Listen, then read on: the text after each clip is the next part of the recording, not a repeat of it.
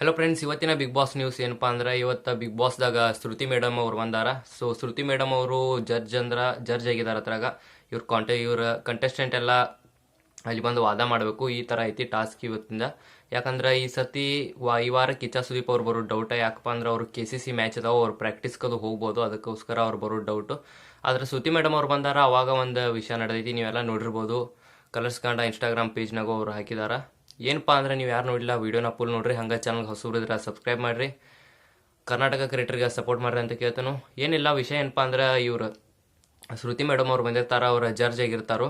ಅಂದ್ರೆ ಇವರು ವಿನಯ್ ಅವರು ವಾದ ಮಾಡಕ್ಕೆ ಬರ್ತಾರೆ. ಅವಾಗ ಶ್ರುತಿ ಮೇಡಮ್ ಅವರು ಅವರಿಗೆ ಒಂದು ಕ್ವಶನ್ ಕೇಳ್ತಾರೆ. ಏನಪ್ಪಾ ಅಂದ್ರೆ ವಿನಯ್ ಅವರು ವಾರ ಪೂರ್ತಿ ಸಂಗೀತ ಅವ್ರ ಮೇಲೆ ಹೆಂಗೆ ಮಾತಾಡ್ತಾರಲ್ಲ, ಅವ್ರು ರೂಢಾಗಿ ಹಂಗೆ ಮಾತಾಡಿದ್ರು.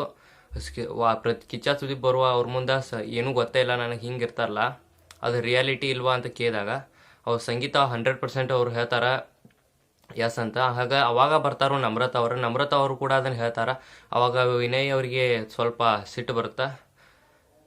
ಇದು ನಿಮ್ಗೆ ಹೆಂಗೆ ಅನ್ಸುತ್ತೆ? ನೀವು ಕಮೆಂಟ್ ಮಾಡಿ ಹೇಳಿ ನಮ್ಗೆ. ಯಾಕಂದ್ರೆ ಈ ಥರ ನಿಜವಾಗಿಯೂ ಮಾಡ್ತಾರ ಅಂತ ಈ ನಮ್ರತಾಗ ಕೇಳಿದಾಗ ನಮ್ರತಾ ಅವ್ರು ಹೇಳ್ತಾರೋ ಎಸ್ ಅಂತ. ಅವರು ವಾರ ಪೂರ್ತಿ ಸ್ವಲ್ಪ ಇದನ್ನಾಗಿರ್ತಾರೋ ನಾನು ನೋಡಿದ ಮಟ್ಟಿಗೂ.